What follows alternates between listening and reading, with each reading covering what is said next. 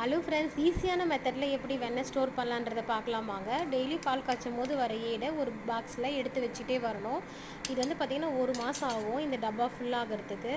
இது வந்து அப்படியே நல்லா ஃபுல்லானதுக்கு அப்புறம் ஒரு 100 கிராம் தயிரை இதில் நல்லா கலந்து வச்சிடணும். நைட்டு வரைக்கும் அப்படியே புளிக்க வச்சிடணும். இது வந்து பார்த்திங்கன்னா புளிக்க வச்சது.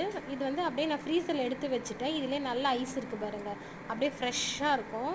இது அப்படியே மிக்சியில் நம்ம ஒரு நிமிஷம் நல்லா அரைச்சி எடுத்துக்கிட்டு கையில் பார்த்திங்கன்னா ஒரு ஐஸ் டீப்பை போட்டு நல்லா குலுக்கி எடுத்துடணும். அப்படியே நம்ம நல்லா கையில் எடுக்கும் போதே நம்மளுக்கு வெண்ணெய் தனியாக வந்துடும். மறுபடியும் ஒரு 3 டைம்ஸ் வந்து நல்ல தண்ணியில் இப்படி எடுத்தோம்னா வெண்ணெய் சூப்பராக கிடைக்கும். நல்லா ஃப்ரெஷ்ஷாகவும் இருக்கும், டேஸ்ட்டாகவும் இருக்கும். இது அப்படியே நம்ம வந்து உருக்கி நெய்யை எடுத்து ஃப்ரெஷ்ஷாக வச்சுக்கலாம். இது உடம்புக்கும் நல்லது. இதுக்குன்னு டைம் ஸ்பெண்ட் பண்ண தேவையில்ல. நம்ம நார்மலாக டீ போடும் போது கொஞ்சம் ஒரு 2 நிமிஷம் அதை வெயிட் பண்ணி அந்த பால் எடுத்து வச்சு நம்மளுக்கு எவ்வளோ வெண்ணெய் கிடைக்குது பாருங்கள்.